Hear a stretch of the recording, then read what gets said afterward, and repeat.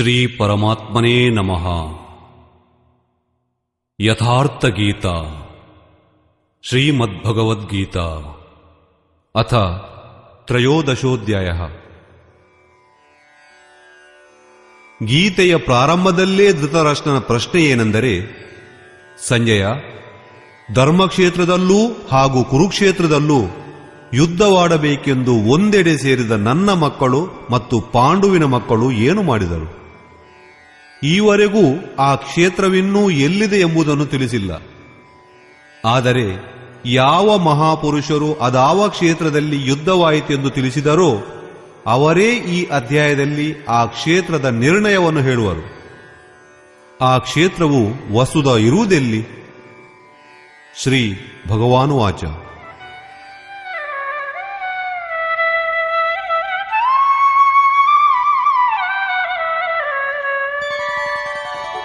ಇದಂ ಶರೀರಂ ಕೌಂತೇಯ ಕ್ಷೇತ್ರಮಿತ್ಯಭಿಧೀಯತೆ ಏತದ್ಯೋ ವೇತ್ತಿ ತಂ ಪ್ರಾಹು ಕ್ಷೇತ್ರಜ್ಞ ಇತಿ ತದ್ವಿದಃ. ಎಲೈ ಕೌಂತೇಯ, ಈ ಶರೀರವೇ ಒಂದು ಕ್ಷೇತ್ರ. ಇದನ್ನು ಸರಿಯಾಗಿ ಬಲ್ಲವನು ಕ್ಷೇತ್ರಜ್ಞನೆನಿಸಿಕೊಳ್ಳುವನು. ಅವನು ಅದರಲ್ಲಿ ಸಿಕ್ಕಿಕೊಂಡಿಲ್ಲ, ಮೇಲಾಗಿ ಆತನೇ ಸಂಚಾಲಕ. ಈ ರೀತಿ ಆ ತತ್ವವನ್ನು ಬಲ್ಲವರು ಹೇಳುವರು. ಶರೀರವು ಒಂದೇ, ಅದರಲ್ಲಿ ಧರ್ಮಕ್ಷೇತ್ರ ಮತ್ತು ಕುರುಕ್ಷೇತ್ರ ಎಂಬೀ ಎರಡು ಕ್ಷೇತ್ರವೇಕೆ?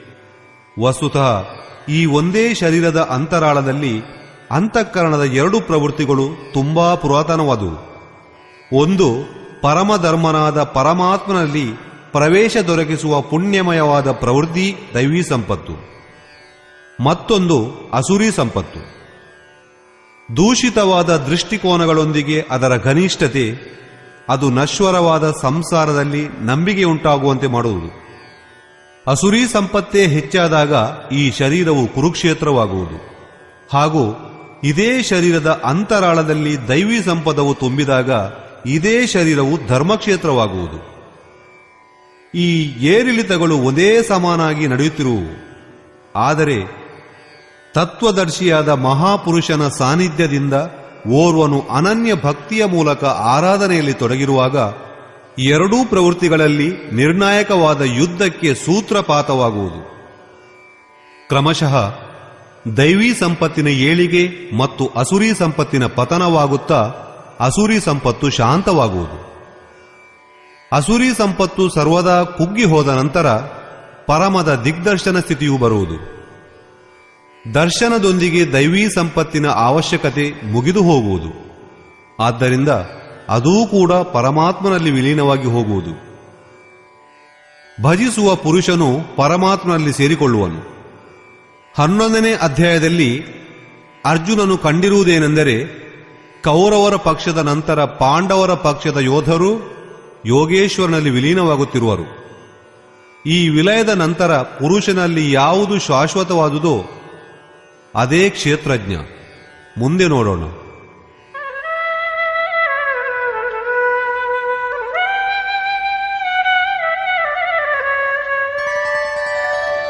ಕ್ಷೇತ್ರಜ್ಞಂ ಚಾಪಿ ಮಾಂ ವಿದ್ಧಿ ಸರ್ವಕ್ಷೇತ್ರೇಷು ಭಾರತ ಕ್ಷೇತ್ರ ಕ್ಷೇತ್ರಜ್ಞಯೋರ್ಜ್ಞಾನಂ ಯತ್ತಜ್ಞಾನಂ ಮತಂ ಮಮ.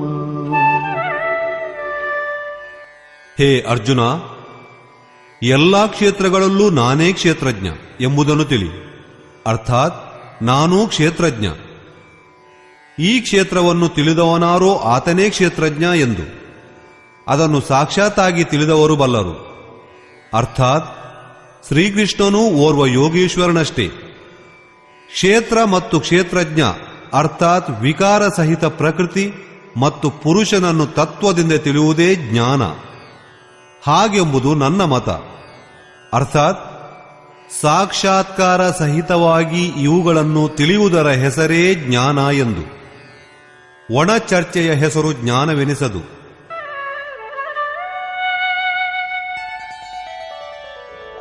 तत्क्षेत्रं यच्च यादृक् च यद्विकारी यतश्च यत् स च यो यत्प्रभावश्च ತತ್ಸಮಾಸೇನ ಮೇ ಶೃಣು. ಆ ಕ್ಷೇತ್ರವೆಂಬುದು ಎಂತಹದು, ಯಾವ ವಿಕಾರವುಳ್ಳದ್ದು, ಯಾವ ಕಾರಣದಿಂದ ಆದುದು, ಹಾಗೂ ಆ ಕ್ಷೇತ್ರಜ್ಞನು ಹೇಗಿರುವನೋ, ಯಾವ ಪ್ರಭಾವವುಳ್ಳವನೋ ಅದೆಲ್ಲವನ್ನೂ ನನ್ನಿಂದ ಸಂಕ್ಷೇಪವಾಗಿ ಕೇಳು. ಅರ್ಥಾತ್ ಕ್ಷೇತ್ರವು ವಿಕಾರವುಳ್ಳದ್ದು, ಯಾವುದೋ ಕಾರಣದಿಂದ ಹಾಗಾಗಿದೆ. ಕ್ಷೇತ್ರಜ್ಞನು ಕೇವಲ ಪ್ರಭಾವಶಾಲಿಯಾಗಿರುವುದಾದರೂ ಋಷಿಭಿರ್ಬಹುಧಾ ಗೀತಂ ಛಂದೋಭಿರ್ವಿವಿಧೈಃ ಪೃಥಕ್ ಬ್ರಹ್ಮಸೂತ್ರಪದೈಶ್ಚೈವ ಹೇತುಮದ್ಭಿರ್ವಿನಿಶ್ಚಿತೈಃ. ಈ ಕ್ಷೇತ್ರಜ್ಞರ ತತ್ವವು ಋಷಿಗಳ ಮೂಲಕ ತುಂಬಾ ವರ್ಣಿತವಾಗಿದೆ ಹಾಗೂ ನಾನಾ ಪ್ರಕಾರದ ವೇದ ಮಂತ್ರಗಳ ಮುಖೇನ ವಿಭಜಿಸಲ್ಪಟ್ಟು ಸಹ ಖಚಿತವಾಗಿದೆ ಮತ್ತು ವಿಶೇಷ ರೂಪವಾಗಿ ನಿಶ್ಚಿತಗೊಳಿಸಿ ಯುಕ್ತಿಯುಕ್ತವಾದ ಬ್ರಹ್ಮಸೂತ್ರಗಳ ವಾಕ್ಕುಗಳಿಂದಲೂ ಅದೇ ವರ್ಣಿಸಲ್ಪಟ್ಟಿದೆ. ಅರ್ಥಾತ್ ವೇದಾಂತಗಳು, ಮಹರ್ಷಿಗಳು, ಬ್ರಹ್ಮಸೂತ್ರ ಮತ್ತು ನಾವು ಎಲ್ಲರೂ ಒಂದೇ ಮಾತನ್ನು ಹೇಳುತ್ತಿರುವೆವು. ಶ್ರೀಕೃಷ್ಣನು ಸಹ ಇವರೆಲ್ಲರೂ ಹೇಳಿದುದನ್ನೇ ಹೇಳುತ್ತಿರುವನು. ಹಾಗಾದರೆ ಶರೀರವಷ್ಟೇ ಏನು, ನಮಗೆ ಹೊರಗಡೆ ತೋರುತ್ತಿರುವಷ್ಟೇ ಏನು ಶರೀರ ಎಂದರೆ ಅದಕ್ಕೆ ಹೇಳುವನು,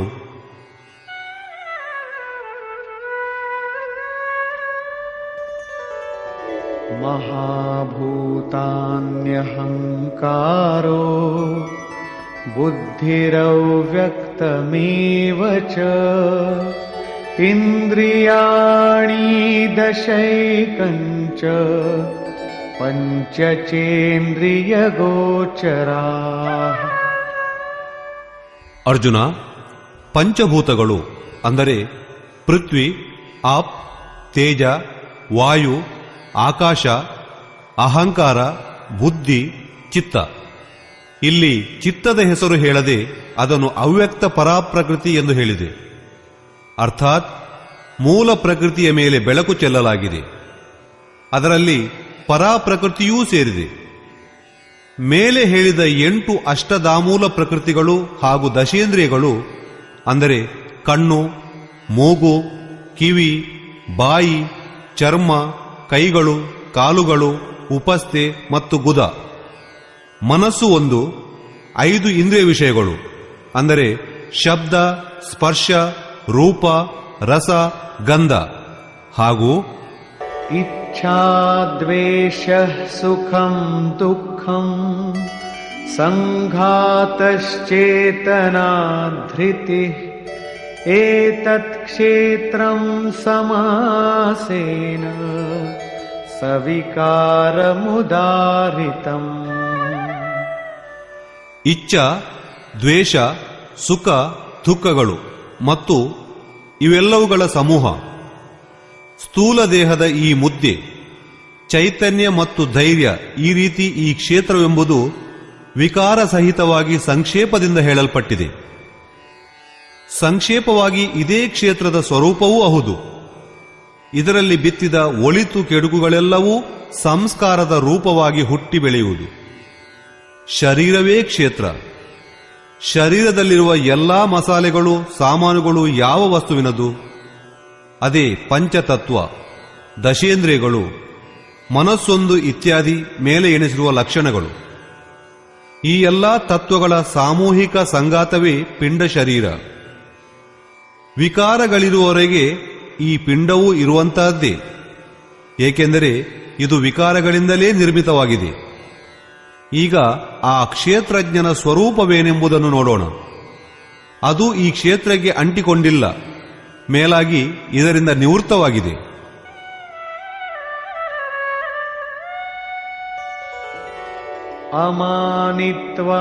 ಅಮಾನಿತ್ವಮದಂಭಿತ್ವಂ ಅಹಿಂಸಾ ಕ್ಷಾಂತಿರಾರ್ಜವಂ आचार्योपासनं शौचं स्थैर्यमात्मविनिग्रह. ಹೇ ಅರ್ಜುನ, ಮಾನಾಪಮಾನಗಳಿಲ್ಲದಿರುವಿಕೆ, ಡಾಂಬಿಕತೆಯ ಅಭಾವ, ಅಹಿಂಸೆ ಎಂದರೆ ತನಗಾಗಲಿ ಬೇರೊಬ್ಬರಿಗಾಗಲಿ ನೋವಾಗದಂತೆ ನಡೆದುಕೊಳ್ಳುವುದು. ಒಂದು ಇರುವೆಯನ್ನೂ ಕೊಲ್ಲಬಾರದು ಎಂಬಂದಿಷ್ಟೇ ಅಲ್ಲ. ಅಹಿಂಸೆ ಎಂದರೆ ಶ್ರೀಕೃಷ್ಣನು ಹೇಳುವುದು ತನ್ನ ಆತ್ಮವನ್ನು ಅಧೋಗತಿಗಿಳಿಸಬಾರದು. ಹಾಗೆ ಮಾಡಿದರೆ ಅದು ಹಿಂಸೆ. ಆತ್ಮವನ್ನು ಮೇಲಕ್ಕೆತ್ತುವುದೇ ಅಹಿಂಸೆ. ಇಂತಹ ಪುರುಷನು ಮತ್ತೊಬ್ಬರ ಆತ್ಮವನ್ನು ಮೇಲೆತ್ತಲು ಯತ್ನಿಸುವನು. ಇದರ ಪ್ರಾರಂಭ ಮತ್ತೊಬ್ಬರಿಗೆ ನೋವುಂಟು ಮಾಡದಿರುವುದರಿಂದ ಆಗುವುದು. ಇದು ಅದರದ್ದೇ ಒಂದು ಅಂಗ ಪ್ರತ್ಯಂಗ. ಆದ್ದರಿಂದ ಅಹಿಂಸೆ, ಕ್ಷಮಾಭಾವ, ಮನಸ್ಸು, ವಾಣಿಗಳಲ್ಲಿ ಸರಳತೆ, ಆಚಾರ್ಯೋಪಾಸನೆ ಅರ್ಥಾತ್ ಶ್ರದ್ಧಾ ಭಕ್ತಿಗಳಿಂದ ಸದ್ಗುರುವಿನ ಸೇವೆ ಮಾಡುವುದು ಹಾಗೂ ಆತನನ್ನು ಉಪಾಸಿಸುವುದು, ಪಾವಿತ್ರ್ಯತೆ, ಅಂತಃಕರಣದ ಸ್ಥಿರತೆ, ಮನಸಹಿತ ಇಂದ್ರಿಯಗಳನ್ನು ನಿಗ್ರಹಿಸುವುದು ಮತ್ತು ಇಂದ್ರಿಯಾರ್ಥೇಷು ವೈರಾಗ್ಯಂ ಅನಹಂಕಾರ ಏವ ಚ ಜನ್ಮ ಮೃತ್ಯುಜರಾ ವ್ಯಾಧಿ ದುಃಖ ದೋಷಾನುದರ್ಶನಂ. ಈ ಲೋಕ ಪರಲೋಕಗಳಲ್ಲಿ ಕಂಡು ಕೇಳಿದ ಭೋಗಗಳಲ್ಲಿ ಅನಾಸಕ್ತಿ, ಅಹಂಕಾರದ ಅಭಾವ, ಜನ್ಮ ಮೃತ್ಯುಜರಾ ವ್ಯಾಧಿ, ಭೋಗ ಭಾಗ್ಯಗಳಲ್ಲಿ ಬರಿಯ ದುಃಖವನ್ನೇ ಕಾಣುವುದು. ಅಸಕ್ತಿರನಭಿಷ್ವಂಗಃ ಪುತ್ರದಾರಗೃಹಾದಿಷು ನಿತ್ಯಂಚ ಸಮಚಿತ್ತತ್ವಂ ಇಷ್ಟಾನಿಷ್ಟೋಪಪತ್ತಿಷು. ಸುತ, ಧನ, ಯುವತಿ, ಮನೆ ಮಾರುಗಳಲ್ಲಿ ಅನಾಸಕ್ತಿ, ಇಷ್ಟಾನಿಷ್ಟ ಪ್ರಾಪ್ತಿಯಲ್ಲಿ ಮನಸ್ಸನ್ನು ಏರುಪೇರು ಮಾಡಿಕೊಳ್ಳದಿರುವುದು, ಏಕಾಪ್ರಕಾರವಾಗಿರುವುದು.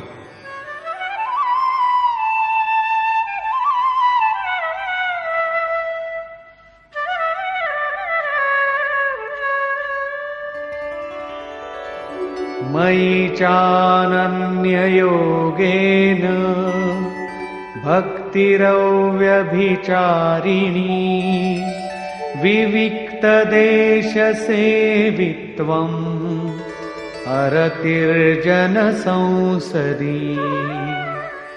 ನನ್ನಲ್ಲಿ ಶ್ರೀಕೃಷ್ಣನು ಓರ್ವ ಯೋಗಿ, ಅರ್ಥಾತ್ ಇಂತಹ ಓರ್ವ ಮಹಾಪುರುಷನಲ್ಲಿ ಅನನ್ಯ ಯೋಗದಿಂದ ಅರ್ಥಾತ್ ಯೋಗವೊಂದಲ್ಲದೆ ಬೇರೇನನ್ನೂ ಸ್ಮರಿಸದೆ ಅವ್ಯಭಿಚಾರಿಣೀ ಭಕ್ತಿ ಅಂದರೆ ಇಷ್ಟವೊಂದಲ್ಲದೆ ಬೇರಾರನ್ನೂ ಚಿಂತಿಸದಿರುವುದು, ಏಕಾಂತ ಸೇವನೆ, ಜನಸಮೂಹದಲ್ಲಿ ಬೆರೆಯುವ ಹವ್ಯಾಸವಿಲ್ಲದಿರುವುದು ಹಾಗೂ ಅಧ್ಯಾತ್ಮಜ್ಞಾನ ನಿತ್ಯತ್ವಂ ತತ್ವಜ್ಞಾನಾರ್ಥದರ್ಶನಂ ಏತಜ್ಞಾನಮಿತಿ ಪ್ರೋಕ್ತಂ ಅಜ್ಞಾನಂ ಯದತೋನ್ಯಥಾ.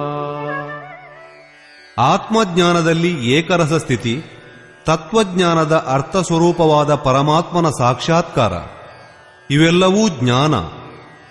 ಇದಕ್ಕೆ ಹೊರತಾದುದು ಅಜ್ಞಾನ ಹೀಗೆಂದು ಹೇಳಲ್ಪಟ್ಟಿದೆ. ಆ ಪರಮಾತ್ಮನ ಸಾಕ್ಷಾತ್ಕಾರದೊಂದಿಗೆ ದೊರೆಯುವ ತಿಳಿವೇ ಜ್ಞಾನ. 4ನೇ ಅಧ್ಯಾಯದಲ್ಲಿ ಆತನು ಹೇಳಿರುವನು, ಯಜ್ಞದ ಪೂರ್ತಿ ಕಾಲದಲ್ಲಿ ಯಜ್ಞವು ಯಾವುದನ್ನು ಶೇಷವಾಗಿಡುವುದೋ ಅಜ್ಞಾನ ಮೃತವನ್ನು ಪಾನ ಮಾಡುವವನು ಸನಾತನ ಬ್ರಹ್ಮದಲ್ಲಿ ಸೇರುವನು. ಆದ್ದರಿಂದ ಬ್ರಹ್ಮ ಸಾಕ್ಷಾತ್ಕಾರದೊಂದಿಗೆ ದೊರಕುವ ತಿಳಿವೇ ಜ್ಞಾನ. ಇಲ್ಲಿಯೂ ತತ್ವಸ್ವರೂಪ ಪರಮಾತ್ಮನ ಸಾಕ್ಷಾತ್ಕಾರದ ಹೆಸರೇ ಜ್ಞಾನ. ಇದಕ್ಕೆ ವಿರುದ್ಧವಾದುದೆಲ್ಲವೂ ಅಜ್ಞಾನ. ಅಮಾನಿತ್ವ ಇತ್ಯಾದಿಯಾಗಿ ಮೇಲೆ ಹೇಳಿದ ಲಕ್ಷಣಗಳು ಆ ಜ್ಞಾನಕ್ಕೆ ಪೂರಕವಾದುದು. ಈ ಪ್ರಶ್ನೆ ಪೂರ್ತಿಯಾಯಿತು.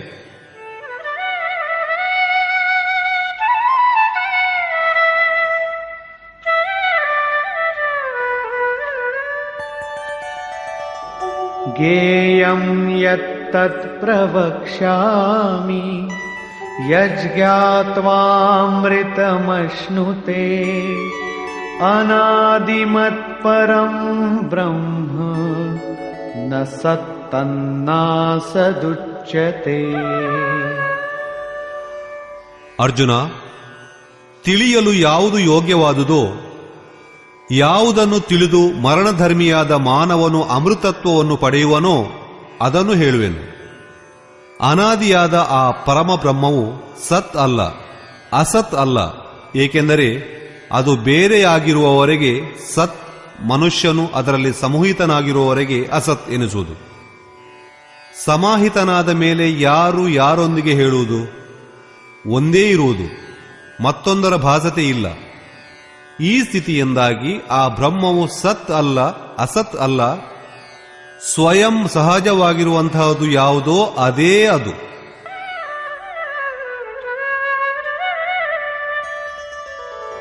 ಸರ್ವತಃ ಪಾಣಿಪಾದಂ ತತ್ ಸರ್ವತೋಕ್ಷಿಶಿರೋಮುಖಂ ಸರ್ವತಃ ಶ್ರುತಿಮಲ್ಲೋಕೆ ಸರ್ವಮಾವೃತ್ಯ ತಿಷ್ಠತಿ. ಆ ಬ್ರಹ್ಮವು ಎಲ್ಲೆಡೆಗಳಿಂದ ಕೈಕಾಲುಗಳುಳ್ಳದ್ದು, ಎಲ್ಲೆಡೆಗಳಿಂದಲೂ ಕಣ್ಣು, ಮುಖ, ಶಿರಸುಗಳುಳ್ಳದ್ದು, ಎಲ್ಲೆಡೆಗಳಿಂದಲೂ ಕಿವಿಗಳುಳ್ಳದ್ದು. ಅದು ಎಲ್ಲವನ್ನೂ ಆವರಿಸಿಕೊಂಡು ನಿಂತಿರುವುದು.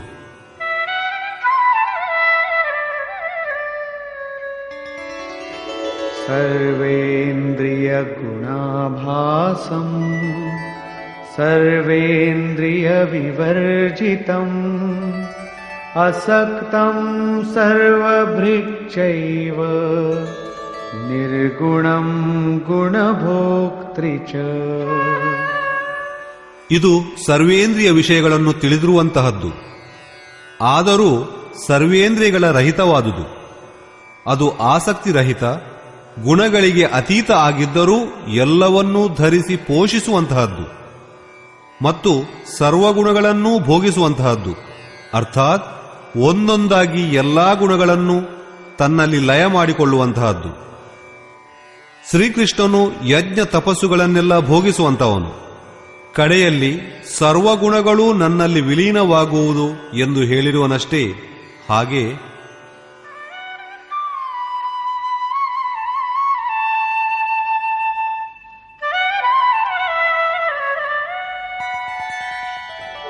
ಬಹಿರಂತಶ್ಚ ಭೂತಾನಾಂ ಅಚರಂ ಚರಮೇವ ಚ ಸೂಕ್ಷ್ಮತ್ವಾತ್ ತದವಿಜ್ಞೇಯಂ ದೂರಸ್ಥಂ ಚಾಂತಿಕೆ ಚ ತತ್. ಆ ಬ್ರಹ್ಮವು ಸಮಸ್ತ ಜೀವಧಾರಿಗಳ ಒಳ ಹೊರಗೆ ಪರಿಪೂರ್ಣವಾಗಿರುವುದು. ಚರ ಮತ್ತು ಅಚರ ರೂಪವೂ ಅದೇ. ಸೂಕ್ಷ್ಮವಾದುದರಿಂದ ಅದು ಕಾಣಲೊಲ್ಲದು, ತಿಳಿಯಲು ಬಾರದು. ಮನ ಇಂದ್ರಿಯಗಳಿಗೆ ಅತೀತವಾದುದು, ಹಾಗೂ ಅತಿ ಸಮೀಪ ಮತ್ತು ಅತಿ ದೂರದಲ್ಲಿರುವಂತಹದೂ ಅದೇ.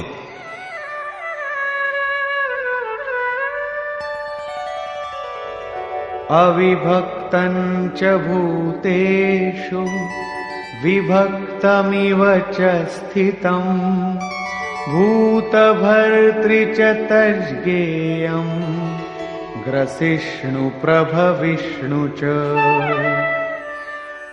ಅವಿಭಕ್ತನಾಗಿದ್ದರೂ ಸಮಸ್ತ ಚರಾಚರ ಭೂತಗಳಲ್ಲಿ ಬೇರೆ ಬೇರೆಯಾಗಿರುವಂತೆ ಕಾಣುವನು.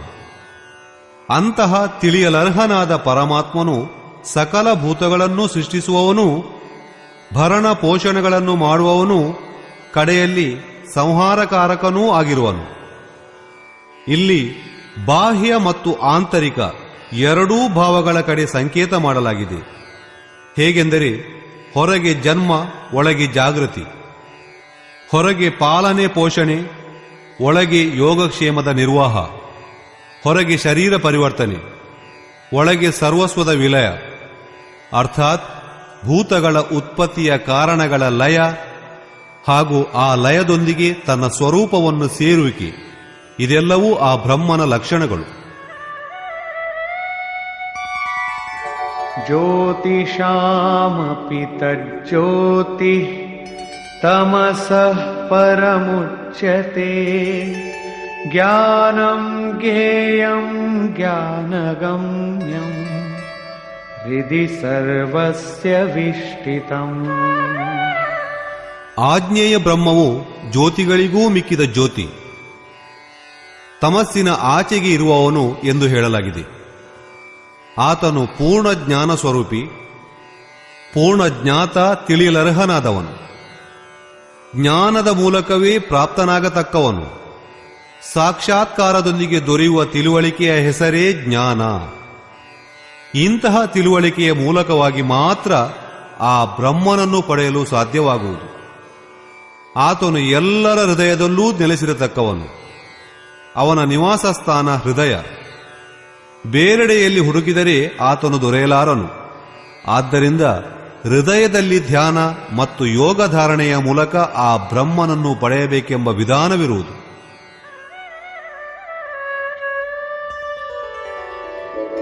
इति क्षेत्रं तथा ज्ञानं ज्ञेयं चोक्तं समासतः मद्भक्त एतद्विज्ञाय मद्भावायोपपद्यते.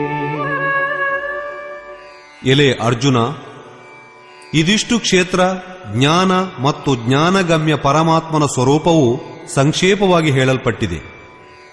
ಇದನ್ನು ತಿಳಿದು ನನ್ನ ಭಕ್ತನಾದವನು ನನ್ನ ಸಾಕ್ಷಾತ್ ಸ್ವರೂಪವನ್ನು ಸೇರುವನು. ಈವರೆಗೂ ಯೋಗೇಶ್ವರನಾದ ಶ್ರೀಕೃಷ್ಣನು ಕ್ಷೇತ್ರವೆಂದು ಹೇಳಿದುದನ್ನು ಪ್ರಕೃತಿಯೆಂದೂ, ಕ್ಷೇತ್ರಜ್ಞನೆಂದು ಹೇಳಿದುದನ್ನು ಪುರುಷನೆಂದೂ ಇಂಗಿತ ಮಾಡಿರುವನು. ಪ್ರಕೃತಿಂ ಪುರುಷಂ ಚೈವ ವಿದ್ಯನಾದಿ ಉಭಾವಪಿ ವಿಕಾರಾಂಶ ಗುಣಾಂಶ್ಚೈವ ವಿದ್ಧಿ ಪ್ರಕೃತಿ ಸಂಭವಾನ್. ಈ ಪ್ರಕೃತಿ ಪುರುಷ ಎರಡೂ ಅನಾದಿಯಾದುದು. ಈ ರೀತಿ ಸಂಪೂರ್ಣ ವಿಚಾರ ಮತ್ತು ತ್ರಿಗುಣಗಳು ಪ್ರಕೃತಿಯಿಂದಲೇ ಉತ್ಪನ್ನವಾದುವೆಂದು ತಿಳಿ.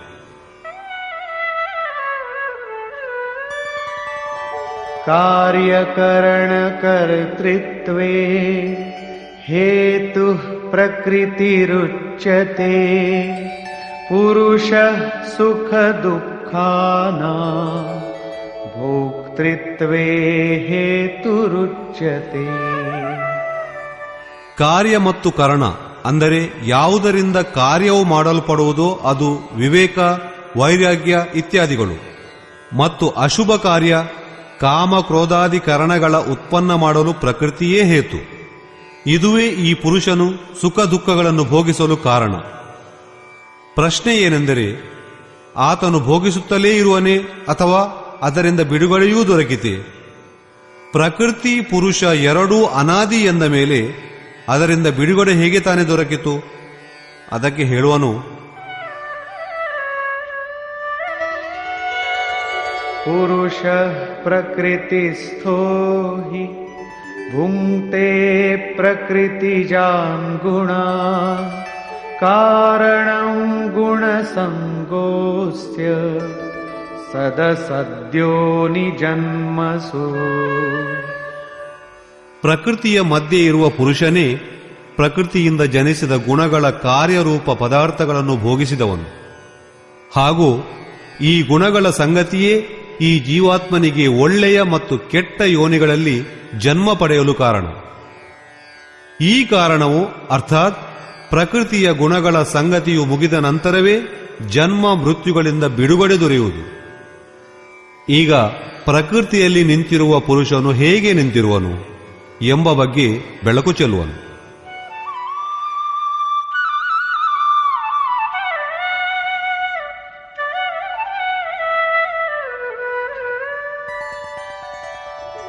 ಉಪದ್ರಷ್ಟಾನುಮಂತಾ ಚ ಭರ್ತಾ ಭೋಕ್ತಾ ಮಹೇಶ್ವರಃ ಪರಮಾತ್ಮೇತಿ ಚಾಪ್ಯುಕ್ತೋ ದೇಹೇಸ್ಮಿನ್ ಪುರುಷಃ ಪರಃ. ಈ ಪುರುಷನು ಉಪದ್ರಷ್ಟ, ಹೃದಯ ಪ್ರದೇಶದಲ್ಲಿ ತುಂಬಾ ಸಮೀಪವಾಗಿ ಕೈಕಾಲು ಮನಸ್ಸು ಎಷ್ಟು ಸನಿಹದಲ್ಲಿದೆಯೋ ಅದಕ್ಕಿಂತ ಸಮೀಪದಲ್ಲಿ ನೋಟಕನಾಗಿ ನಿಂದಿರುವನು.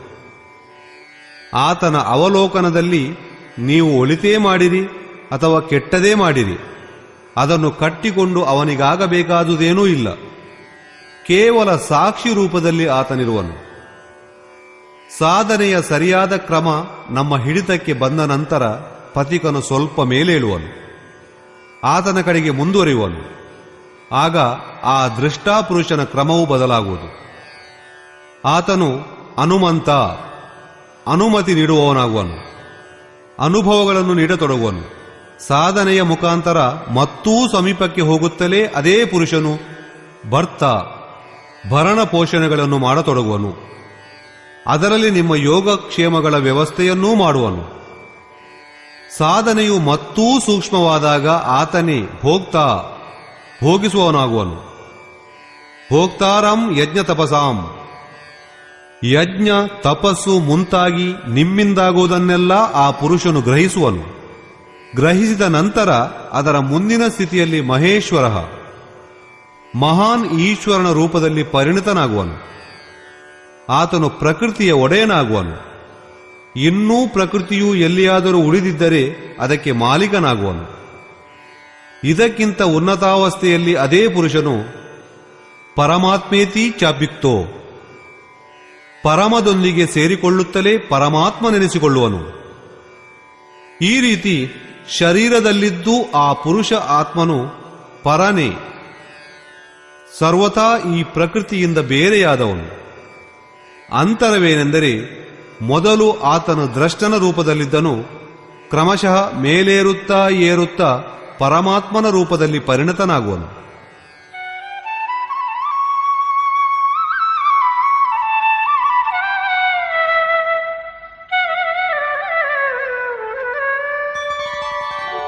ಯ ಏವಂ ವೇತ್ತಿ ಪುರುಷಂ ಪ್ರಕೃತಿಂ ಚ ಗುಣೈಃ ಸಹ ಸರ್ವಥಾ ವರ್ತಮಾನೋಪಿ ನ ಸ ಭೂಯೋಭಿಜಾಯತೆ.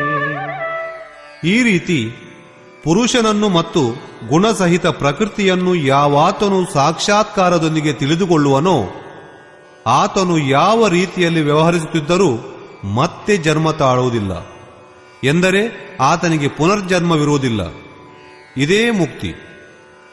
ಈವರೆಗೂ ಯೋಗೇಶ್ವರನಾದ ಶ್ರೀಕೃಷ್ಣನು ಬ್ರಹ್ಮ ಮತ್ತು ಪ್ರಕೃತಿಯ ಪ್ರತ್ಯಕ್ಷ ತಿಳಿವಿನೊಂದಿಗೆ ದೊರೆಯುವ ಪರಮಗತಿ ಅರ್ಥಾತ್ ಪುನರ್ಜನ್ಮದಿಂದ ಆತನ ನಿವೃತ್ತಿಯನ್ನು ಕುರಿತು ಬೆಳಕು ಬೀರಿದನು. ಈಗ ಆತನು ಆರಾಧನೆ ಎಂಬ ಪ್ರಕ್ರಿಯೆಯುಳ್ಳ ಆ ಯೋಗದ ಬಗ್ಗೆ ಒತ್ತು ಕೊಡುವನು. ಏಕೆಂದರೆ ಈ ಕರ್ಮಕ್ಕೆ ಕಾರ್ಯರೂಪವನ್ನಿತ್ತ ಹೊಸತು ಯಾರೂ ಏನೂ ಪಡೆಯಲಾರರು.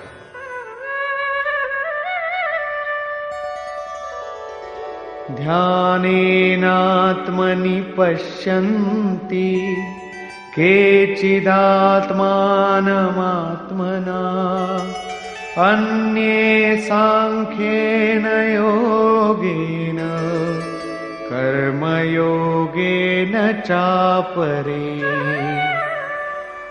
ಹೇ ಅರ್ಜುನ, ಆ ಆತ್ಮಾನಂ ಪರಮಾತ್ಮನನ್ನು ಎಷ್ಟೋ ಮಂದಿ ಆತ್ಮನ ತಮ್ಮ ಅಂತಶ್ಚಿಂತನದಿಂದ ಧ್ಯಾನದಿಂದ ಆತ್ಮನಿ ತಮ್ಮ ಹೃದ್ದೇಶದಲ್ಲಿ ಕಾಣುವರು. ಎಷ್ಟೋ ಮಂದಿ ಸಾಂಖ್ಯಯೋಗದ ಮೂಲಕ ಅರ್ಥಾತ್ ತಮ್ಮ ಶಕ್ತಿಯನ್ನು ಅರ್ಥ ಮಾಡಿಕೊಂಡು ಅದೇ ಕರ್ಮದಲ್ಲಿ ಪ್ರವೃತ್ತರಾಗುವರು. ಹಾಗೂ ಇತರ ಅನೇಕ ಮಂದಿ ಅವನನ್ನು ನಿಷ್ಕಾಮ ಕರ್ಮಯೋಗದ ಮೂಲಕ ಕಾಣುವರು. ಸಮರ್ಪಣ ಭಾವದಿಂದ ಅದೇ ನಿಯತ ಕರ್ಮದಲ್ಲಿ ಪ್ರವೃತ್ತನಾಗುವರು. ಪ್ರಸ್ತುತ ಶ್ಲೋಕದಲ್ಲಿ ಮುಖ್ಯ ಸಾಧನೆ ಧ್ಯಾನ.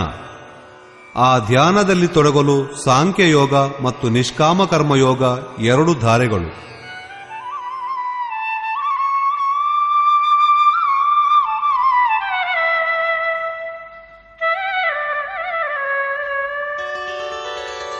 ಅನ್ಯೇ ತ್ವೇವಮಜಾನಂತಃ ಶ್ರುತ್ವಾನ್ಯೇಭ್ಯ ಉಪಾಸತೆ ತೇಪಿ ಚಾತಿತರಂತ್ಯೇವ मृत्युं श्रुतिपरायणा ಇತರೇತರ ಸಾಧನಾ ಜ್ಞಾನವೇನೂ ಇಲ್ಲದವನು ಅನ್ಯೇಭ್ಯ ತತ್ವವನ್ನರಿತ ಮಹಾಪುರುಷರಾದವರಿಂದ ಕೇಳಿ ತಿಳಿದು ಉಪಾಸನೆ ಮಾಡುವರು. ಹೀಗೆ ಕೇಳಲು ತತ್ಪರರಾದ ಪುರುಷರು ಸಹ ಮೃತ್ಯುರೂಪವಾದ ಸಂಸಾರ ಸಾಗರದಿಂದ ಪಾರಾಗುವರೆಂಬುದರಲ್ಲಿ ಎಳ್ಳಷ್ಟೂ ಸಂಶಯವಿಲ್ಲ. ಆದ್ದರಿಂದ ಪಾರಾಗಲಿಲ್ಲ ಎಂಬ ವ್ಯತೆ ಬೇಡ.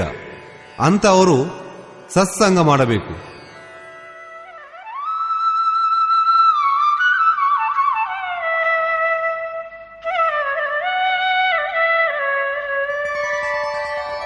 यावत् संजायते किंचित् सत्वं स्थावरजंगमम् क्षेत्रक्षेत्रज्ञसंयोगात् तद्विद्धि भरतर्षभ.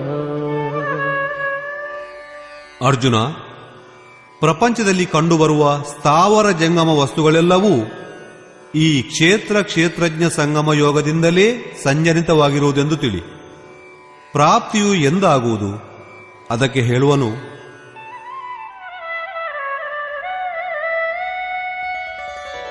समं सर्वेषु भूतेषु तिष्ठन्तं परमेश्वरं विनश्यत्स्व विनश्यन्तं यः पश्यति स पश्यति.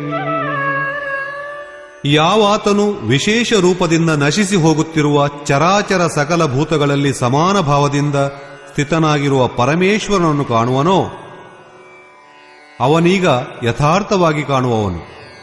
ಅರ್ಥಾತ್ ಆ ಪ್ರಕೃತಿಯು ವಿಶೇಷವಾಗಿ ನಶಿಸಿ ಹೋದ ನಂತರವೇ ಪರಮಾತ್ಮ ಸ್ವರೂಪವಿರುವುದು, ಅದಕ್ಕಿಂತ ಮೊದಲು ಇಲ್ಲ. ಇದನ್ನು ಕುರಿತೇ ಹಿಂದೆ 8ನೇ ಅಧ್ಯಾಯದಲ್ಲಿ ಹೇಳಿರುವನು, ಭೂತ ಭಾವೋದ್ಭವಕರೋ ವಿಸರ್ಗ ಕರ್ಮ ಸಂಹಿತ. ಭೂತಗಳ ಅಭಾವಗಳು, ಅಂದರೆ ಅದು ಒಳಿತೋ ಕೆಟ್ಟುದೋ ಏನಾದರೂ ಸಂರಚಿಸುವವೋ ಅವುಗಳೆಲ್ಲವೂ ನಶಿಸಿ ಹೋಗುವುದೇ ಕರ್ಮಗಳ ಪರಾಕಾಷ್ಠೆ. ಆಗಲೇ ಕರ್ಮವು ಪೂರ್ಣ. ಅದೇ ಮಾತನ್ನು ಇಲ್ಲಿಯೂ ಹೇಳುವನು. ಚರಾಚರ ಭೂತಗಳೆಲ್ಲವೂ ನಶಿಸಿ ಹೋದರೂ ಪರಮೇಶ್ವರನು ಮಾತ್ರ ಸಮಭಾವದಿಂದಿರುವನು ಎಂಬುದನ್ನು ಕಂಡುಕೊಳ್ಳುವವನು ನಿಜವಾಗಿ ಜಾಣ.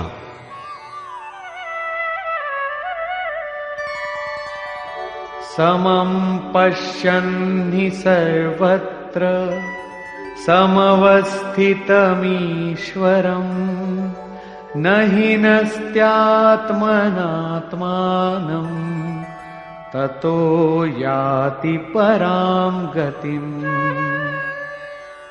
ಆ ಪುರುಷನು ಸರ್ವತ್ರವೂ ಸಮಭಾವದಿಂದ ಸ್ಥಿತನಾಗಿರುವ ಪರಮೇಶ್ವರನನ್ನು ಕಾಣುತ್ತಾ ತನ್ನಿಂದಲೇ ತನ್ನನ್ನು ಅಳಿಸಿಕೊಳ್ಳುವುದಿಲ್ಲ. ಏಕೆಂದರೆ ಹೇಗಿರುವನೋ ಹಾಗೆ ಅವನನ್ನು ಕಂಡಿರುವನು. ಆದ್ದರಿಂದ ಆತನು ಪರಮಗತಿಯನ್ನು ಸೇರುವನು. ಪರಮಗತಿಯನ್ನು ಸೇರುವವನ ಲಕ್ಷಣಗಳನ್ನು ಹೇಳುವನು.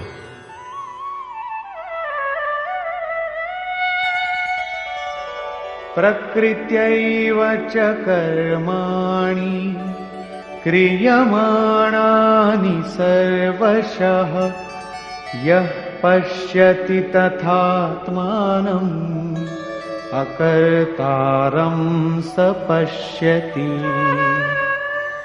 ಯಾವ ಪುರುಷನು ಪ್ರಕೃತಿಯೇ ಎಲ್ಲ ಕರ್ಮಗಳನ್ನೂ ಎಲ್ಲ ವಿಧದಿಂದ ಮಾಡುತ್ತಿದೆ ಎಂಬುದನ್ನು ಕಂಡುಕೊಳ್ಳುವನೋ, ಅರ್ಥಾತ್ ಪ್ರಕೃತಿಯು ಎಲ್ಲಿಯವರೆಗಿರುವುದೋ ಅಲ್ಲಿಯವರೆಗೂ ಕರ್ಮಗಳು ಆಗುತ್ತಿರುವುವು.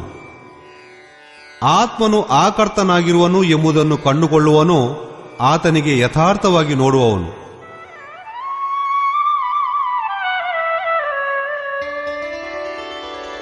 ಯದಾ ಭೂತ ಪೃಥಗ್ ಭಾವಂ ಏಕಸ್ಥಮನುಪಶ್ಯತಿ ತತಏವ ಚ ವಿಸ್ತಾರಂ ಬ್ರಹ್ಮ ಸಂಪದ್ಯತೆ ತದಾ. ಎಂದು ಪುರುಷನು ಚಿತ್ರ ವಿಚಿತ್ರವಾದ ಭೂತರಾಶಿಯಲ್ಲಿ ಚಿತ್ರ ವಿಚಿತ್ರ ಭಾವಗಳಿಂದ ಓರ್ವ ಪರಮಾತ್ಮನೇ ಹರಿದಾಡುವುದನ್ನು ಕಾಣುವನೋ, ಹಾಗೂ ಆ ಪರಮಾತ್ಮನಿಂದಲೇ ಭೂತಗಳು ವಿಸ್ತರಿಸಿಕೊಂಡಿದೆ ಎಂದು ಸಹ ಕಂಡುಕೊಳ್ಳುವನೋ ಆ ಸಮಯದಲ್ಲಿ ಆತನು ಬ್ರಹ್ಮನನ್ನು ಪಡೆಯುವನು. ಯಾವ ಕ್ಷಣದಲ್ಲಿ ಆತನಲ್ಲಿ ಆ ಸ್ಥಿತಿ ಉಂಟಾಗುವುದೋ ಅದೇ ಕ್ಷಣದಲ್ಲಿ ಅವನು ಬ್ರಹ್ಮನನ್ನು ಸೇರುವನು. ಈ ಲಕ್ಷಣವು ಸ್ಥಿತಪ್ರಜ್ಞವಾದ ಮಹಾಪುರುಷನದು.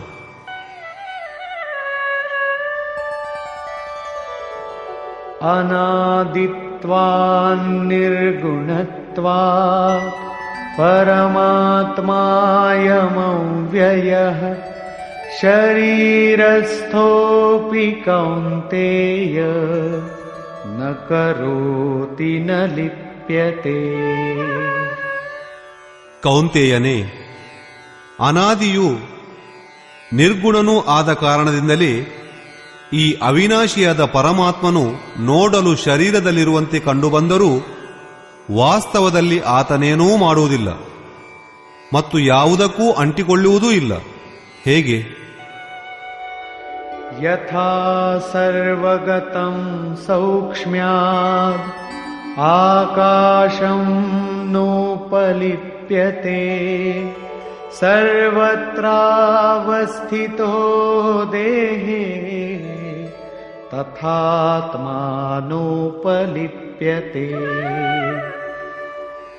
ಎಲ್ಲೆಡೆಯಲ್ಲೂ ಹರಡಿಕೊಂಡಿರುವ ಆಕಾಶವು ಸೂಕ್ಷ್ಮವಾದ ದೆಸೆಯಿಂದ ಯಾವುದಕ್ಕೂ ಅಂಟಿಕೊಳ್ಳದಿರುವುದೋ ಅದೇ ರೀತಿ ದೇಹದಲ್ಲೆಲ್ಲ ವ್ಯಾಪಿಸಿದ್ದರೂ ಆತ್ಮವು ಗುಣಾತೀತವಾಗಿರುವ ದೆಸೆಯಿಂದ ದೇಹದ ಯಾವ ಗುಣಕ್ಕೂ ಅಂಟಿಕೊಳ್ಳುವುದಿಲ್ಲ. ಮುಂದೆ ಹೇಳುವನು,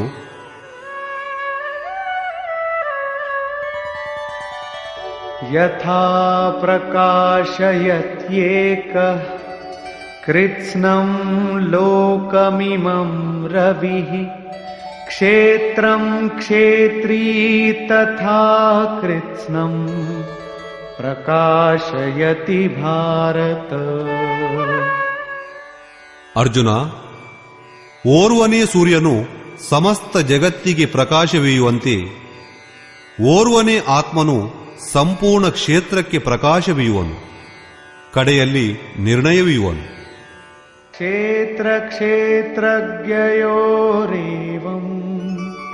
ಅಂತರಂ ಜ್ಞಾನ ಚಕ್ಷುಷಾ ಭೂತ ಪ್ರಕೃತಿ ಮೋಕ್ಷಂಚ ಯೇ ವಿದುರ್ಯಾಂತಿ ತೇ ಪರಂ. ಈ ರೀತಿ ಕ್ಷೇತ್ರ ಕ್ಷೇತ್ರಜ್ಞ ಭೇದವನ್ನು ಹಾಗೂ ವಿಕಾರದಿಂದ ಕೂಡಿದ ಪ್ರಕೃತಿಯಿಂದ ತಪ್ಪಿಸಿಕೊಳ್ಳುವ ಉಪಾಯವನ್ನು ಜ್ಞಾನವೆಂಬ ನೇತ್ರಗಳ ಮೂಲಕ ಕಂಡುಕೊಳ್ಳುವ ಮಹಾತ್ಮರು ಪರಬ್ರಹ್ಮನಾದ ಪರಮಾತ್ಮನನ್ನು ಸೇರುವರು.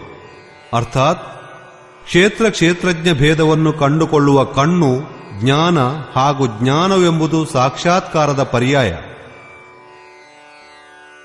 ನಿಷ್ಕರ್ಷೆ: ಗೀತೆಯ ಪ್ರಾರಂಭದಲ್ಲಿ ಧರ್ಮಕ್ಷೇತ್ರ ಕುರುಕ್ಷೇತ್ರ ಎಂಬ ಹೆಸರುಗಳೇನೋ ಬಂದವು. ಆದರೆ ಆ ಕ್ಷೇತ್ರಗಳು ವಸ್ತುತಃ ಇರುವುದೆಲ್ಲಿ? ಆ ಸ್ಥಳವನ್ನು ಹೇಳುವುದು ಉಳಿದುಕೊಂಡಿತ್ತು. ಅದನ್ನು ಸ್ವತಃ ಶಾಸ್ತ್ರಕಾರನೇ ಈ ಅಧ್ಯಾಯದಲ್ಲಿ ಸ್ಪಷ್ಟಗೊಳಿಸಿರುವನು. ಹೇ ಅರ್ಜುನ, ಈ ಶರೀರವೇ ಒಂದು ಕ್ಷೇತ್ರ. ಇದನ್ನು ತಿಳಿದವನು ಕ್ಷೇತ್ರಜ್ಞನು. ಆತನು ಇದರಲ್ಲಿ ಸಿಕ್ಕಿಕೊಳ್ಳದೆ ನಿರ್ಲಿಪ್ತನಾಗಿರುವನು. ಇದಕ್ಕೆ ಸಂಚಾಲನೆಯನ್ನು ಕೊಡುವನು. ಅರ್ಜುನ, ಸಂಪೂರ್ಣ ಕ್ಷೇತ್ರಗಳಲ್ಲಿ ನಾನೂ ಕ್ಷೇತ್ರಜ್ಞ. ಅಂದರೆ ಇತರ ಮಹಾಪುರುಷರಿಗೆ ತನ್ನನ್ನೂ ಹೋಲಿಸಿಕೊಂಡನು. ಇದರಿಂದ ಶ್ರೀಕೃಷ್ಣನು ಓರ್ವ ಯೋಗಿ ಎಂಬುದು ಸ್ಪಷ್ಟ. ಏಕೆಂದರೆ ಇದನ್ನು ತಿಳಿದಿರುವ ಆತನು ಕ್ಷೇತ್ರಜ್ಞನೆಂದು ಮಹಾಪುರುಷರೇ ಹೇಳಿರುವರು. ನಾನೂ ಕ್ಷೇತ್ರಜ್ಞ, ಅರ್ಥಾತ್ ಉಳಿದ ಮಹಾಪುರುಷರಂತೆ ನಾನೂ ಸಹ. ಆತನು ಕ್ಷೇತ್ರವೆಂತಹದು, ಯಾವ ವಿಕಾರಗಳುಳ್ಳದ್ದು, ಕ್ಷೇತ್ರಜ್ಞನು ಯಾವ ಯಾವ ಪ್ರಭಾವಗಳುಳ್ಳವನು, ಇವುಗಳನ್ನು ಕುರಿತು ಬೆಳಕು ಬೀರಿದನು. ನಾನೋರ್ವನೇ ಹೇಳುತ್ತೇನೆಂದಲ್ಲ, ಮಹರ್ಷಿಗಳು ಸಹ ಇದನ್ನೇ ಹೇಳಿರುವರು. ವೇದ ಮಂತ್ರಗಳಲ್ಲೂ ಇದನ್ನೇ ವಿಭಜಿಸಿ ತೋರಿಸಲಾಗಿದೆ. ಬ್ರಹ್ಮಸೂತ್ರದಲ್ಲೂ ಇದನ್ನೇ ಹೇಳಿದೆ. ಶರೀರ ಅಂದರೆ ಕ್ಷೇತ್ರವೆಂಬುದು ಮೇಲೆ ಕಾಣುತ್ತಿರುವುದಷ್ಟೇ ಅಲ್ಲ. ಇದು ಹೀಗಾಗಲು ಹಿಂದೆ ಬಹಳ ದೀರ್ಘವಾದ ಕೈಗಳಿವೆ. ಅವುಗಳನ್ನು ಎಣಿಸುತ್ತಾ ಹೇಳುವನು, ಅಷ್ಟದ ಮೂಲ ಪ್ರಕೃತಿಗಳು, ಅವ್ಯಕ್ತ ಪ್ರಕೃತಿ, ದಶ ಇಂದ್ರಿಯಗಳು ಹಾಗೂ ಮನಸ್ಸು, ಇಂದ್ರಿಯಗಳ 5 ವಿಷಯಗಳು, ಆಶಾ, ತೃಷ್ಣ, ವಾಸನ, ಈ ರೀತಿ ಈ ವಿಕಾರಗಳ ಸಾಮೂಹಿಕ ಮಿಶ್ರಣ ಈ ಶರೀರ. ಇವುಗಳು ಇರುವವರೆಗೆ ಈ ಶರೀರವು ಯಾವುದಾದರೊಂದು ರೂಪದಲ್ಲಿ ಇದ್ದೇ ಇರುವುದು. ಇದೇ ಕ್ಷೇತ್ರ. ಇದರಲ್ಲಿ ಬಿತ್ತಿದ ಒಳ್ಳೆಯ ಕೆಟ್ಟ ಬೀಜಗಳು ಆಯಾಯ ಸಂಸ್ಕಾರಗಳಿಗನುಗುಣವಾಗಿ ಮೊಳೆಯುತ್ತವೆ.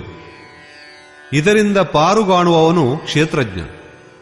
ಕ್ಷೇತ್ರಜ್ಞನ ಸ್ವರೂಪವನ್ನು ತಿಳಿಸುತ್ತಾ ಶ್ರೀಕೃಷ್ಣನು ಈಶ್ವರೀಯ ಗುಣಧರ್ಮಗಳ ಮೇಲೆ ಬೆಳಕು ಚೆಲ್ಲುವನು. ಕ್ಷೇತ್ರಜ್ಞನು ಈ ಕ್ಷೇತ್ರದ ಪ್ರಕಾಶಕ ಎಂದು ಹೇಳಿರುವನು.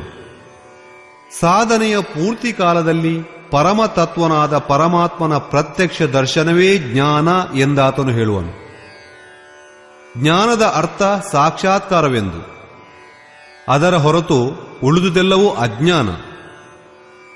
ತಿಳಿಯಲರ್ಹವಾದ ವಸ್ತು ಪರಮಾತ್ಮ ಬ್ರಹ್ಮ. ಅದು ಸತ್ ಅಲ್ಲ, ಅಸತ್ ಅಲ್ಲ, ಈ ಎರಡರ ಆಚೆಗಿರುವಂತಹದ್ದು. ಅದನ್ನು ತಿಳಿಯಲು ಜನರು ಹೃದಯದಲ್ಲಿ ಧ್ಯಾನ ಮಾಡುವರು, ಹೊರಗೆ ಮೂರ್ತಿಯನ್ನಿಟ್ಟುಕೊಂಡಲ್ಲ. ಬಹಳ ಮಂದಿ ಸಾಂಖ್ಯ ಮಾಧ್ಯಮದಿಂದ ಧ್ಯಾನಿಸುವರು. ಉಳಿದವರು ನಿಷ್ಕಾಮ ಕರ್ಮಯೋಗಿಗಳು ಸಮರ್ಪಣಾ ಭಾವದಿಂದ ಆತನನ್ನು ಪಡೆಯುವ ಸಲುವಾಗಿ ನಿಯತ ಕರ್ಮ, ಆರಾಧನೆ ಇತ್ಯಾದಿಗಳನ್ನು ಆಚರಿಸುವರು. ಅದರ ವಿಧಿಯನ್ನು ತಿಳಿಯದವರು ತಿಳಿದಂತಹ ತತ್ವಜ್ಞ ಮಹಾಪುರುಷರಿಂದ ಕೇಳಿ ತಿಳಿದು ಆಚರಿಸುವರು. ಅವರೂ ಪರಮಗತಿಯನ್ನೂ ಪಡೆಯುವರು. ಏನೊಂದು ಅರಿಯದ ಮೂಢರು ಅದನ್ನರಿತ ಮಹಾಪುರುಷರೊಂದಿಗೆ ಸತ್ಸಂಗತಿಯನ್ನು ಬೆಳೆಸಿಕೊಳ್ಳಬೇಕು. ಸ್ಥಿತಪ್ರಜ್ಞನಾದ ಮಹಾಪುರುಷನ ಲಕ್ಷಣಗಳನ್ನು ತಿಳಿಸುತ್ತಾ ಯೋಗೇಶ್ವರನಾದ ಶ್ರೀಕೃಷ್ಣನು ಹೇಳುವನು, ಆಕಾಶವು ಎಲ್ಲೆಡೆಯಲ್ಲೂ ವ್ಯಾಪಿಸಿಕೊಂಡಿದ್ದರೂ ನಿರ್ಲಿಪ್ತವಾಗಿರುವುದು. ಸೂರ್ಯನು ಎಲ್ಲ ಕಡೆಗೆ ಬೆಳಕು ಬೀರುತ್ತಿದ್ದರೂ ನಿರ್ಲಿಪ್ತನು. ಅದೇ ರೀತಿ ಸ್ಥಿತಪ್ರಜ್ಞನಾದ ಪುರುಷನು ಸರ್ವತ್ರ ಸಮನಾಗಿ ವ್ಯಾಪಿಸಿರುವ ಈಶ್ವರನನ್ನು ಆತನು ಹೇಗಿರುವನೋ ಹಾಗೆಯೇ ನೋಡಬಲ್ಲ ಶಕ್ತಿಯುಳ್ಳವನು. ಕ್ಷೇತ್ರ ಅಥವಾ ಪ್ರಕೃತಿಯಿಂದ ನಿರ್ಲಿಪ್ತನು. ಕಡೆಯಲ್ಲಿ ನಿರ್ಣಯಿಸಿ ಹೇಳುವುದೇನೆಂದರೆ, ಕ್ಷೇತ್ರ ಮತ್ತು ಕ್ಷೇತ್ರಜ್ಞರ ಪರಿಚಯ ಜ್ಞಾನರೂಪವಾದ ಕಣ್ಣುಗಳಿದ್ದರೆ ಮಾತ್ರ ಸಾಧ್ಯ. ಜ್ಞಾನ ಎಂಬುದು ಹಿಂದೆ ಹೇಳಿರುವಂತೆ ಆ ಪರಮಾತ್ಮನ ಪ್ರತ್ಯಕ್ಷ ದರ್ಶನದೊಂದಿಗೆ ದೊರೆಯುವ ತಿಳಿವು. ಶಾಸ್ತ್ರಗಳನ್ನು ಬಾಯ್ಪಾಠ ಮಾಡಿ ಅದನ್ನೇ ಪುನರಾವೃತ್ತಿ ಮಾಡುವುದು ಜ್ಞಾನವಲ್ಲ. ಅಧ್ಯಯನ, ಮಹಾಪುರುಷರಿಂದ ಆ ಕರ್ಮವನ್ನು ತಿಳಿದು ಅದರಂತೆ ನಡೆದು ಮನಸಹಿತವಾಗಿ ಇಂದ್ರಿಯಗಳನ್ನು ನಿಗ್ರಹಿಸಿ ಆ ನಿಗ್ರಹವೂ ವಿಲಯವಾಗುವ ವೇಳೆಯಲ್ಲಿ ಪರಮ ತತ್ವವನ್ನು ಕಂಡುಕೊಳ್ಳುವುದರೊಂದಿಗೆ ದೊರೆಯುವ ಅನುಭೂತಿಯ ಹೆಸರು ಜ್ಞಾನವೆಂದು. ಕ್ರಿಯೆ ಅವಶ್ಯಕ. ಈ ಅಧ್ಯಾಯದಲ್ಲಿ ಕ್ಷೇತ್ರಜ್ಞನನ್ನು ಕುರಿತು ವಿಸ್ತಾರವಾಗಿ ವರ್ಣಿಸಲಾಗಿದೆ. ವಸ್ತುತಃ ಕ್ಷೇತ್ರದ ಸ್ವರೂಪವು ವ್ಯಾಪಕವಾದುದು. ಶರೀರ ಎಂದು ಹೇಳುವುದು ಸುಲಭ. ಆದರೆ ಶರೀರದ ಸಂಬಂಧ ಎಲ್ಲಿಯವರೆಗಿದೆ? ಈ ಸಮಗ್ರ ಬ್ರಹ್ಮಾಂಡವು ಪ್ರಕೃತಿಯದೇ ವಿಸ್ತಾರ. ಅನಂತ ಅಂತರಿಕ್ಷಗಳವರೆಗೆ ನಿಮ್ಮ ಶರೀರದ ವಿಸ್ತಾರವಿದೆ. ಅವುಗಳಿಂದೆಲ್ಲ ನಿಮ್ಮ ಜೀವನವು ಊರ್ಜಿಸ್ವಿತವಾಗಿದೆ. ಅವುಗಳಿಲ್ಲದೆ ನಿಮಗೆ ಬದುಕಲಾಗದು. ಈ ಭೂಮಂಡಲ, ಗ್ರಹ, ತಾರೆಗಳಿಂದ ಕೂಡಿದ ವಿಶ್ವ ಜಗತ್ತು, ಈ ದೇಶ ಪ್ರದೇಶಗಳು, ನಿಮಗೀಗ ಕಾಣುಬರುವ ಶರೀರವು ಬೃಹತ್ ಪ್ರಕೃತಿಯ ಒಂದು ಅಣುವಿನ ಕೋಟಿ ಕೋಟಿಗಳ ಅಂಶ ಮಾತ್ರವೂ ಅಲ್ಲ. ಈ ರೀತಿಯಾಗಿ ಈ ಅಧ್ಯಾಯದಲ್ಲಿ ಕ್ಷೇತ್ರದ ವಿಸ್ತೃತ ವರ್ಣನೆ ಇದೆ. ಆದ್ದರಿಂದ ಓಂ ತತ್ಸದಿತಿ ಶ್ರೀಮದ್ಭಗವದ್ಗೀತಾ ಸೂಪನಿಷತ್ಸ್ ಬ್ರಹ್ಮ ವಿದ್ಯಾಯಾಂ ಯೋಗಶಾಸ್ತ್ರೇ ಶ್ರೀಕೃಷ್ಣಾರ್ಜುನ ಸಂವಾದೆ ಕ್ಷೇತ್ರ ಕ್ಷೇತ್ರಜ್ಞ ವಿಭಾಗ ಯೋಗೋ ನಾಮ ತ್ರಯೋದಶೋಧ್ಯಾಯ. ಈ ರೀತಿ ಶ್ರೀಮದ್ಭಗವದ್ಗೀತಾ ರೂಪಿ ಉಪನಿಷತ್ ಹಾಗೂ ಬ್ರಹ್ಮವಿದ್ಯೆಯು ಯೋಗಶಾಸ್ತ್ರ ವಿಷಯಕವಾದ ಶ್ರೀ ಕೃಷ್ಣಾರ್ಜುನ ಸಂವಾದದಲ್ಲಿ ಕ್ಷೇತ್ರ ಕ್ಷೇತ್ರಜ್ಞ ವಿಭಾಗ ಯೋಗ ಎಂಬ 13ನೇ ಅಧ್ಯಾಯವು ಪೂರ್ಣವಾಗಿದೆ. ಇತಿ ಶ್ರೀಮತ್ ಪರಮಹಂಸ ಪರಮಾನಂದಸ್ಯ ಶಿಷ್ಯ ಸ್ವಾಮಿ ಅಡಗಡಾನಂದ ಕೃತೆ ಶ್ರೀಮದ್ಭಗವದ್ಗೀತಾಯ ಯಥಾರ್ಥ ಗೀತಾ ಭಾಷ್ಯೆ ಕ್ಷೇತ್ರ ಕ್ಷೇತ್ರಜ್ಞ ವಿಭಾಗಯೋಗೋ ನಾಮ ತ್ರಯೋದಶೋಧ್ಯಾಯ. ಈ ರೀತಿ ಶ್ರೀ ಮತ್ಪರಮಹಂಸ ಪರಮಾನಂದರ ಶಿಷ್ಯ ಸ್ವಾಮಿ ಅಡಗಡಾನಂದರಿಂದ ರಚಿಸಲ್ಪಟ್ಟ ಶ್ರೀ ಮದ್ಭಗವದ್ಗೀತೆಯ ಯಥಾರ್ಥ ಗೀತಾಸಾರ ಕ್ಷೇತ್ರ ಕ್ಷೇತ್ರಜ್ಞ ವಿಭಾಗಯೋಗೋ ಎಂಬ 13ನೇ ಅಧ್ಯಾಯವು ಸಮಾಪ್ತಿಯಾಗಿರುವುದು. ಹರಿ ಓಂ ತತ್ಸತ್.